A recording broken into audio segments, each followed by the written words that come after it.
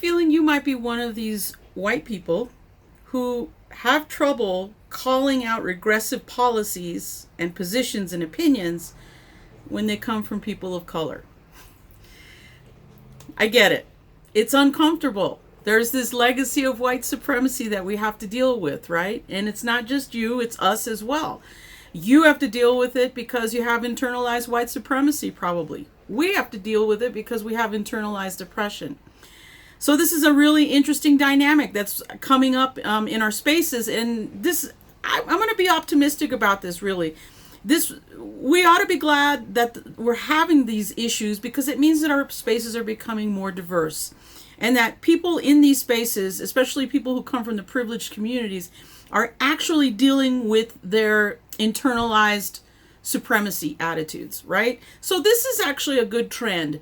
But that doesn't mean that that should render you speechless. You have to take on these issues that you know are detrimental to our common good and our common well-being, right?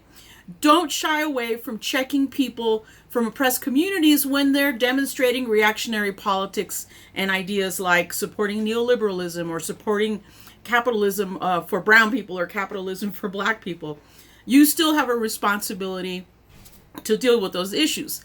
However, what some of you are not doing is actually evaluating the extent to which white supremacy is inherent in the way that you view people and look at the situations.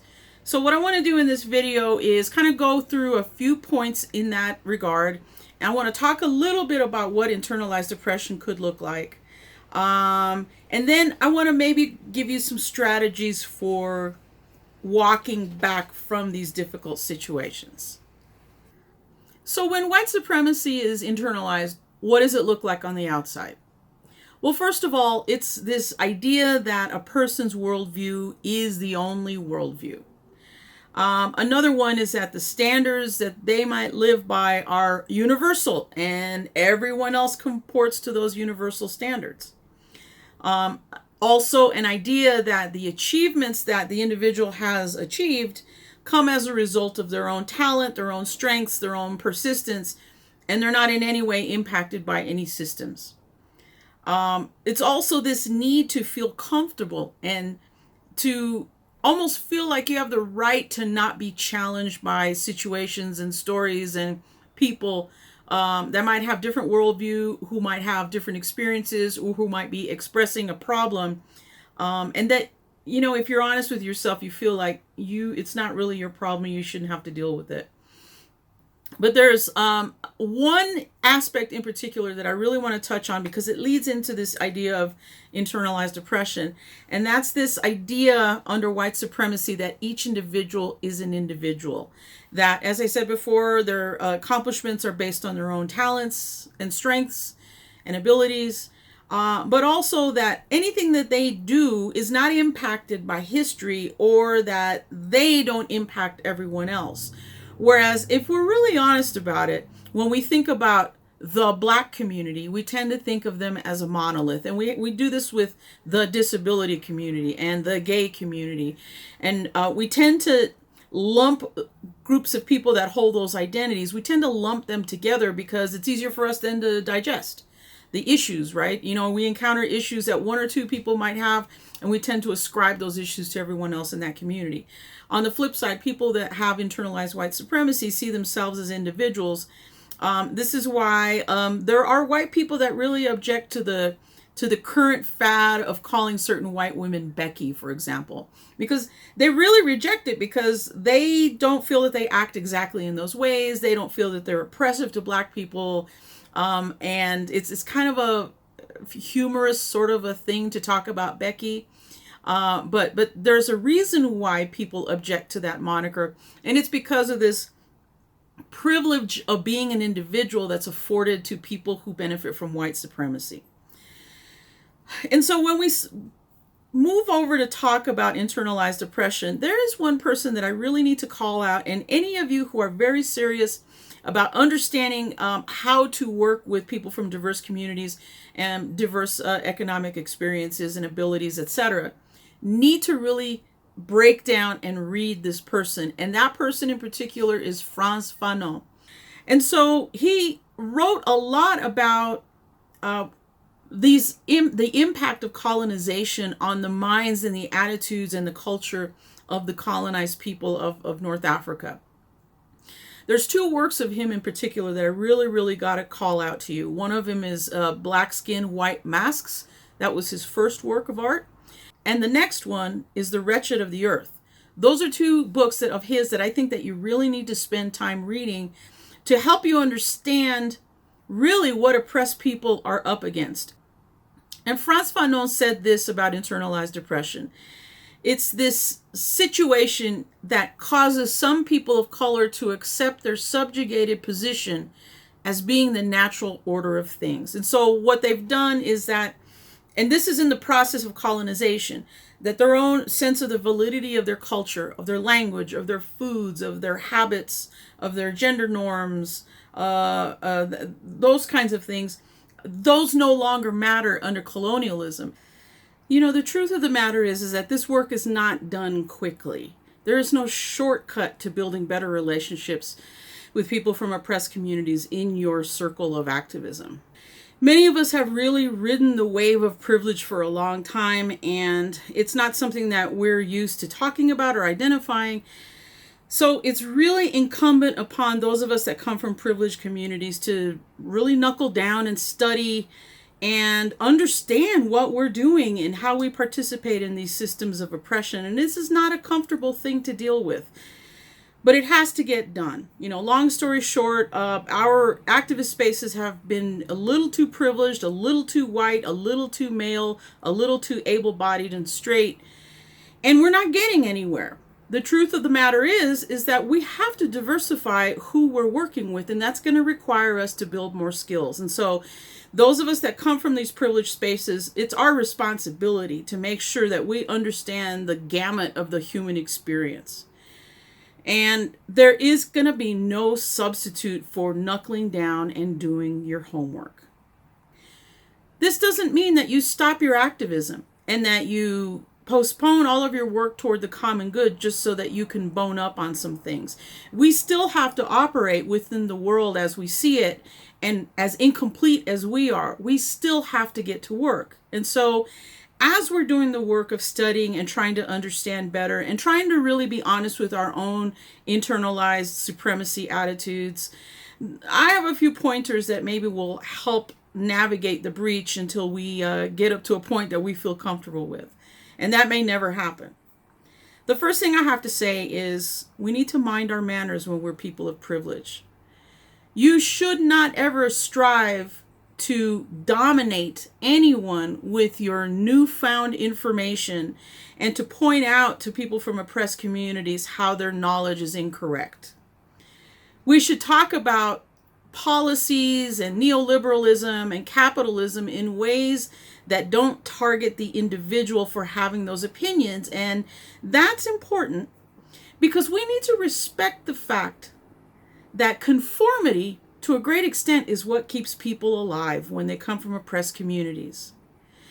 We hear a lot about, for example, the talk that Black families have to have with their young Black men when they encounter police, that they have to not move quickly, yes sir, no sir, yes ma'am, no ma'am, put your hands on the steering wheel. And we need to understand that when folks don't observe the norms of conformity, when they don't downcycle what their appearance is, when they don't modify their behavior to make white supremacy feel better, it actually is a life or death situation, right? So we have to respect that conformity and being soft on capitalism and thinking about wealth generation exclusively, participating with the system. These are things that for some people of color have resulted in some positive effects that they could actually survive white supremacy. So we need to be respectful of that reality. The other thing I would say, and this is something that gets said a lot, but many of you are not doing this, and that is to listen. The reason why this is important is this. I said earlier that what we tend to do under white supremacy is normalize our own experience as being the only experience or the standard experience. But if you listen to the way that, for example, economic injustice manifests in oppressed communities, you will find that yes, even though we have a common oppressor, it actually shows up in those communities in different ways that don't impact you in your community. So we have to be willing to listen for those nuances. When we hear those nuances, then we can look for those common bonds, those common oppressors. For example, if we want to talk about affordable housing, let's be honest about the fact that in many communities of color, the economic deprivation is such that what is considered affordable for rents in a community is actually not affordable for that oppressed working class community. But if you don't realize that, then what may happen is that you end up making people very angry because you're trying to gloss over the nuances of their situation. So you have to take the time to listen. Be okay with slowing down and becoming less dependent on process and policies and rules.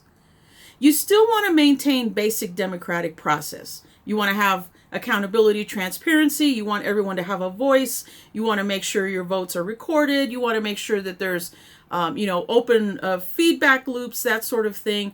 You want to make sure that basic democracy is still handled, but do it in a way that doesn't make it more difficult for people from oppressed communities to engage and to participate.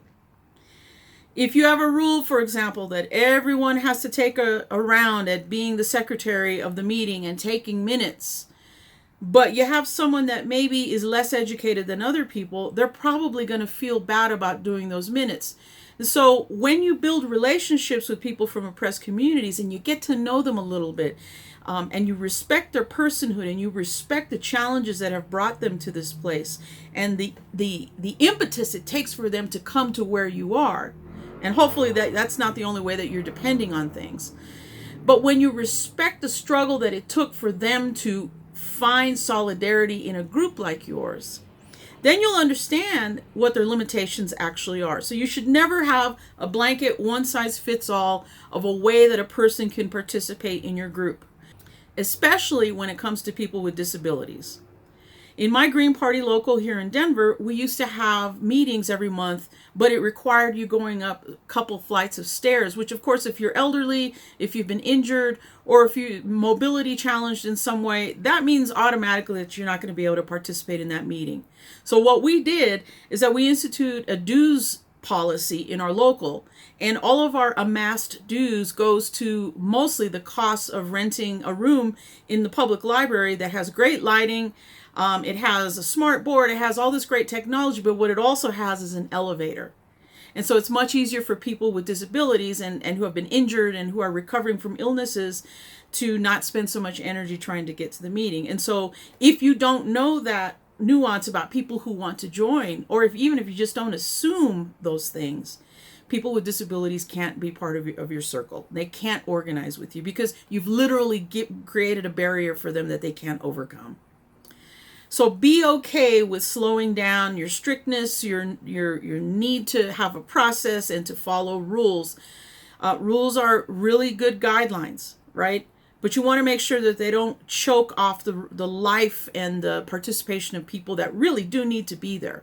So I hope that that's helped.